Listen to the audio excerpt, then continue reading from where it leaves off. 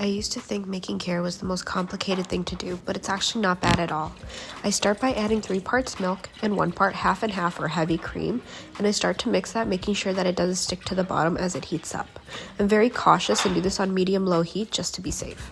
Once the milk starts to simmer, we don't want a full-on rolling boil. I add in some pre-soaked jasmine rice and crushed cardamom. Make sure not to wash your rice too much, if at all, because we want that starch to help thicken up the kheer. Keep stirring that until the milk comes to a simmer, and then we'll cover the pot and let that cook on medium-low heat for about 30 minutes. After 30 minutes, we'll uncover our kheer and add some Desi Kheer and let that melt into the mix. Again, while you're mixing, you don't want to scrape the bottom, otherwise whatever's stuck there, if there's anything, it will kind of ruin the flavor and texture of the kheer. While that's melting, we're going to work on our sugar. We're going to melt down our sugar in a separate pan, and I use this motion to keep everything evenly distributed and make sure it's always moving in the pan so that it doesn't burn. Another option for a sweetener is, if you want to save time and you want it to be easier, is you can use sweetened condensed milk, which you can add little by little to the pot until you get to the sweetness level that you like.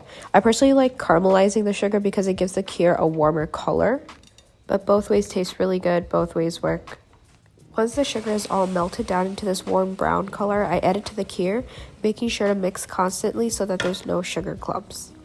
At this time, I'm going to let my kheer continue to cook on medium-low heat until I like the consistency of it.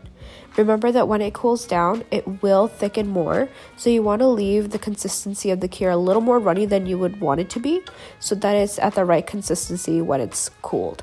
Once it's ready, I'll transfer the kheer into my serving dish. Then while that cools, I'm going to add shelled pistachios and almond slivers to my food processor and grind them until they're at a size and consistency that I like. I don't like the nuts being too big, otherwise I feel like they can be too bulky when eating the kheer. Smaller pieces are more harmonious with the texture of the kheer while still creating the variety of texture in a single bite. I'll then scatter the nuts over top the kheer, and I'll let this cool to room temperature before chilling it in my fridge. Once it's completely cooled, it's ready to serve.